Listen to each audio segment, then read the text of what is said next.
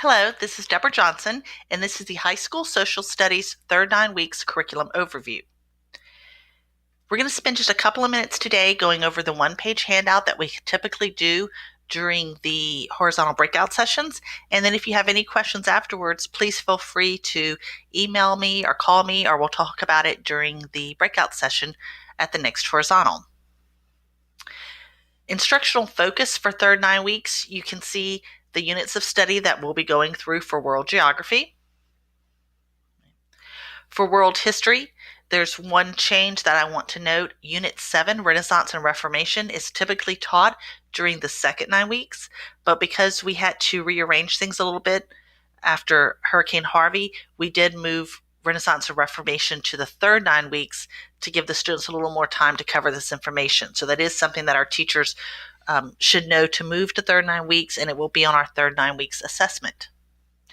U.S. history also had a change. Unit 6 is the Great Depression and the New Deal. We were able to cover the Great Depression during second 9 weeks, but we did move the New Deal to third 9 weeks to help out on some of the time we lost for Harvey. Government and economics, something very similar. If your teachers taught this the fall semester, then it looks very similar again in the spring semester, and the same thing for psychology and sociology.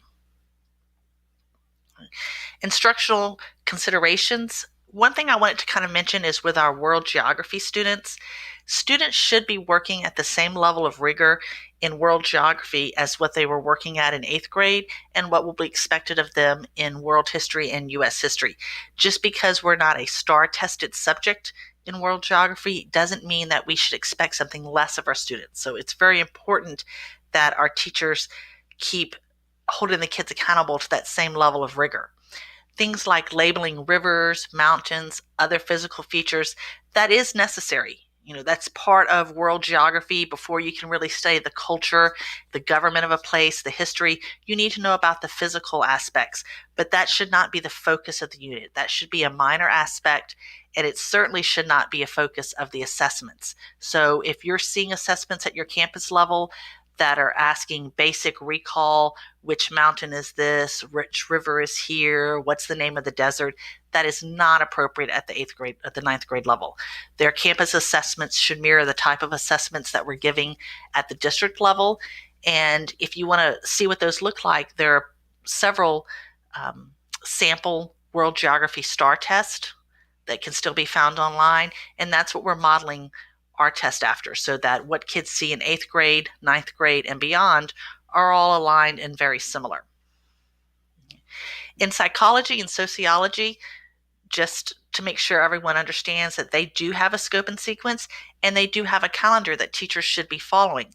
If teachers don't follow the guidelines that the district committee set up, then students aren't going to have access and ability to all of the content. If one teacher chooses to spend 6 weeks on a topic while the district committee decided that there only needed to be 2 weeks for that topic, then that teacher's not going to finish the content, and the students aren't going to be exposed to the same material across the district. So it is important that teachers do stick with the scope and sequence and the calendar and timeline. Not that they can't be a day or two off, but they shouldn't be weeks off from that calendar. World history and U.S. history continue instruction with the process skills as a focus. Students must not only know the content, but they have to understand the relationships, the cause and effect, and they have to be able to transfer knowledge from one form to another, so that they might see something as a political cartoon when they're being taught the instruction, and then when they're being assessed, they might see it as a primary source reading or a graph or a map. So it's important that our students can transfer that knowledge. Our government teachers need to make sure they complete the Department of Justice Right to Work lesson before spring break.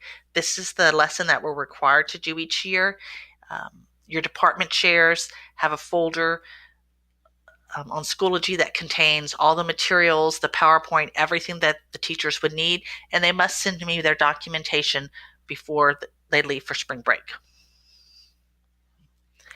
Third 9 weeks assessments. We will have a district common assessment for world geography, world history, U.S. history, government, and economics.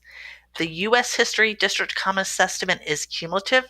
It covers all TEKS that we've gone over first, second, and third 9 weeks. Okay. There are writing prompts for all of the subjects: World Geo, World History, U.S. Government, Econ, Psych, and Sociology. And we also have AP exams. These exams are midterms, so the only students that will be taking AP exams at this point are the students who are enrolled in a half-year course. For example, some schools teach AP Government as a full-year course, and so they took their AP midterm at Christmas. Other schools teach AP Government as a one-semester course, so at the end of the third 9 weeks, they'd be at the midterm, and that's when they would take their AP exam. A couple of our upcoming trainings I wanted to point out. The big one is January 27th. This is the Region 4 Social Studies Conference.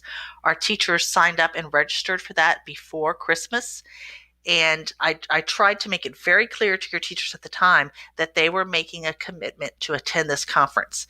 Whether they show up or not at this point, I'm going to be charged. So if you should have a teacher who signed up and for whatever reason they're not going to be able to attend, I need to know that as soon as possible, because we may be able to find another teacher that could take their place. Certainly, if you had someone at your campus who wanted to take their place, we can make that swap. If there's no one at your campus wanting to attend, I do have some teachers at some campuses who didn't get their registration in time, and they would probably love to take the place. So I will send you an email reminding you of what teachers have signed up for that conference, so you could please encourage them to fulfill their commitment. And then you'll see going through the rest of the semester some think tanks we have.